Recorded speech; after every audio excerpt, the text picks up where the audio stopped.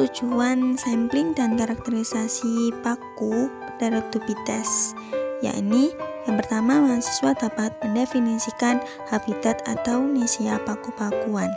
Yang kedua, mahasiswa dapat menerapkan teknik sampling yang benar pada paku-pakuan.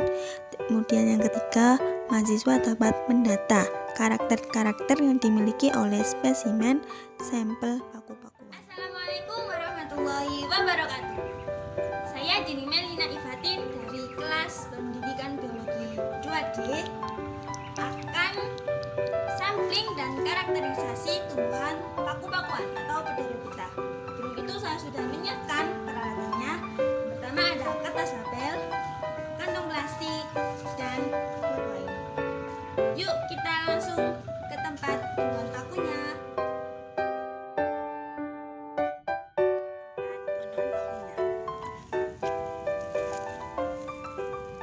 Di sini terdapat tumbuhan paku dengan nama ilmiah Pteris vittata. Yang pertama, kita cabut tumbuhan paku ini. Hati-hati.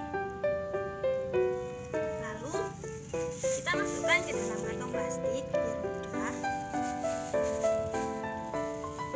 Kemudian kita labeli tumbuhan paku tersebut.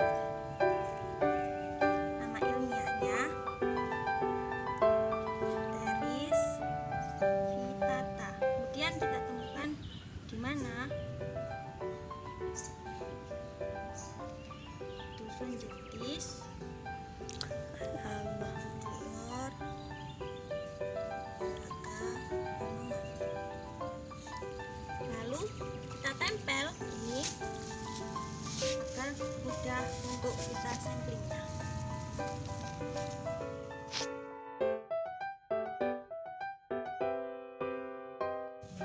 Tanaman paku yang pertama yakni paku sayur atau nama ilmiahnya Pteris vittata. Pteris vittata masuk dalam kingdom Plantae, divisi Pteridophyta, kelas Filicianae, subkelas Leptosporangiaceae, ordo Filicales, familia Polypodiaceae, subfamilia Pteridaceae, genus Pteris. Paku ini merupakan satu marga dari Pteris biaurita dan Pteris enzymorphis. Pteris vittata kali ini saya temukan pada batu-batuan di depan rumah saya. Pada umumnya, Pteris vittata termasuk paku tanah, yaitu paku-pakuan yang hidup di tanah, tembok, dan tebing yang terjal, atau pada tebing sungai yang menyukai kelembapan. Ringkanya menjalar pada permukaan batuan dan akar-akarnya masuk ke celah-celah batu. Tumbuh paku ini banyak ditemukan liar di bagian dari daerah seperti Amerika tropis, Asia tropis, India, negerinya, dan lain-lain. Untuk karakteristiknya pada akar. Akar paku ini adalah serabut yang tidak bercabang atau monopodial, terletak pada seluruh permukaan rimpang. Bentuk akar tipis dan kasar berwarna coklat. Kemudian untuk batang Pteris vittata ini berbentuk bulat beralur secara longitudinal, berruas-ruas panjang dan kaku. Permukaan pada batang halus, tetapi perlu diketahui bahwa batang paku-pakuan tidak selalu halus, tetapi kadang-kadang dihiasi dengan bentuk seperti rambut atau sisik berwarna hitam atau coklat. Lapisan lilin dan sisa-sisa tangkai. Pada batangnya tidak terdapat rambut. Ukuran batangnya biasanya sekitar kurang lebih 40 cm dan diameternya kurang lebih 25 cm. Ukuran batang pada paku-pakuan sangat bervariasi dari beberapa milimeter sampai beberapa sentimeter. Warna batang Pteris vittata yaitu hijau kecoklatan dan bentuk percabangannya adalah percabangan menyirit. Kemudian karakteristik selanjutnya yakni daun. Jenis daun Pteris vittata adalah majemuk menyirip, tapi daunnya halus atau tidak bergerigi, tetapi daunnya rata, terdapat ental. Pada kelompok paku-pakuan mempunyai bentuk yang khas yang berbeda dengan daun tumbuh-tumbuhan lainnya, sehingga biasa disebut ental atau frond. Bentuk daunnya memanjang, berukuran kurang lebih 3,5 cm. Daun paku-pakuan sangat bervariasi ukurannya, dari yang berukuran beberapa milimeter sampai berukuran sentimeter. Daun Pteris vittata tergolong anisofil, yaitu daunnya terdiri dari dua ukuran, yaitu yang satu lebih besar dari yang lainnya. Warna daun pada Pteris vittata adalah hijau tua. Beruratan atau ternasi mirip, ujung-ujungnya bergabung dengan urat lain sehingga memperlihatkan garis yang dekat dengan tepi.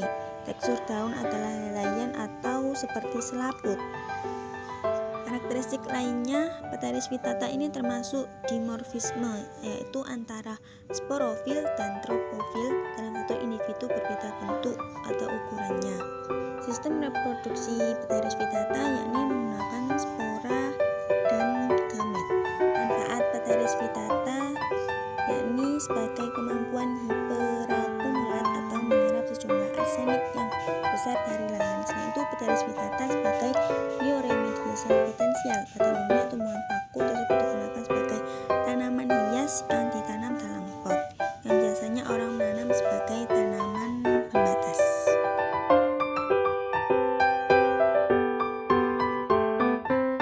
Tumbuhan paku yang kedua yakni paku suplir atau nama ilmiahnya Adiantum radianum. Masuk dalam kingdom Viridiplantae, divisi Pteridophyta, kelas Polypodiopsida, ordo Polypodiales, famili Pteridaceae, subfamili Phytariidae, genus Adiantum. Untuk tanaman paku suplir kali ini saya temukan di rumah saudara saya. Pada umumnya, habitat Adiantum radianum atau paku suplir itu terdapat pada tempat yang lembab dan basah, kecuali pada daerah salju. Kebanyakan hidup di tempat-tempat yang terlindung seperti pada lereng pegunungan. Tanaman ini tumbuh sebagai semak merumpun, terdiri dari kumpulan tangkai daun yang muncul dari permukaan tanah, tempat menopang helai-helai daun tipis sehingga memberikan kesan rimbun dan menjuntai. Karakteristiknya yang pertama yakni pada batang, yaitu rizoma merayap, mempunyai ruas-ruas yang panjang, jarang memperlihatkan batang yang nyata. Daunnya tidak berbentuk memanjang, tetapi cenderung membulat seperti segitiga terbalik. Daun-daunnya seringkali bersisi atau berambut, kebanyakan daun fertil sama dengan daun steril. Tapi juga dijumpai adanya dimorfisme. Untuk sorus, spora terbentuk di dalam kotak spora atau sporangium sebagai alat reproduksinya yang terkumpul dalam sorus. Sorus merupakan klaster-klaster di bawah sisi bawah daun pada bagian tepi. Kemudian akar dari tumbuhan ini merupakan rimpang tegak yang akar sejatinya semakin menaik atau memanjat. Akar berupa rizom beruas pendek yang muncul akar-akar berupa serabut. Pada ujung akar dilindungi oleh kaliptra atau tudung akar. Di belakang kaliptra terdapat titik tumbuh berupa sebuah sel yang berbentuk bidang 4 yang ke arah luar membentuk sel-sel kaliptra. Sedangkan jika menuju ke arah dalam membentuk sel-sel akar. Untuk ciri spesifiknya, tangkai entalnya khas, berwarna hitam mengkilap, kadang-kadang bersisi halus ketika dewasa. Bentuk stip, pangkal meruncing, tepi daun bergerigi, ujung membelah seperti menjari dengan ukuran daun 0,5-1 cm. Manfaat yang utama pada paku suplir yakni sebagai tanaman hias yang bisa ditanam di dalam ruang atau di luar ruangan.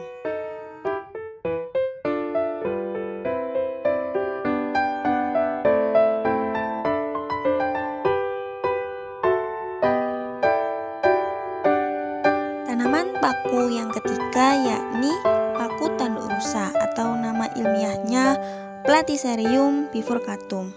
Masuk dalam kingdom Plantae, subkingdom Viridiplantae, superdivisi Embryophyta, divisi Tracheophyta, kelas Polypodiopsida, subkelas Polypodidae, ordo Polypodiales, famili Polypodiacea, genus Platycerium.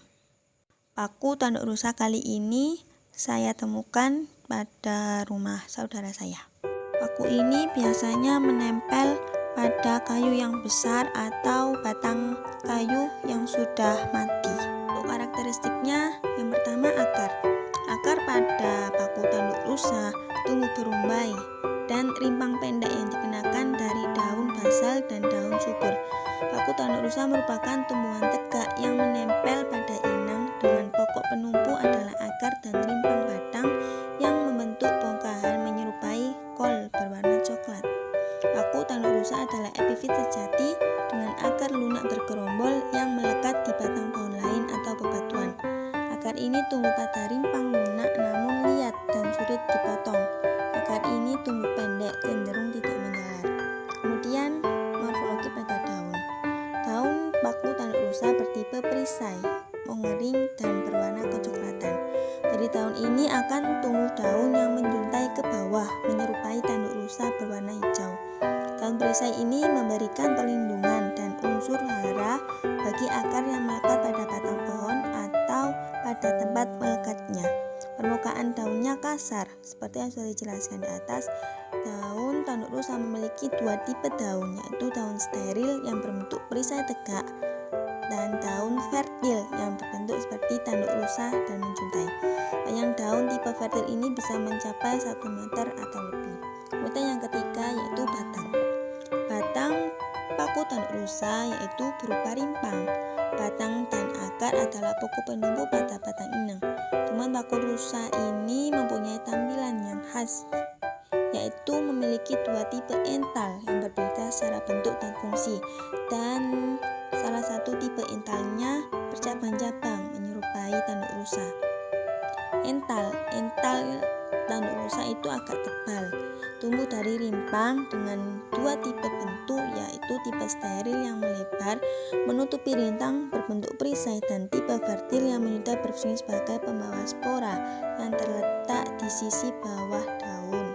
Seperti yang kita ketahui, pada tumbuhan paku itu tidak ditemukan adanya bunga, buah maupun biji.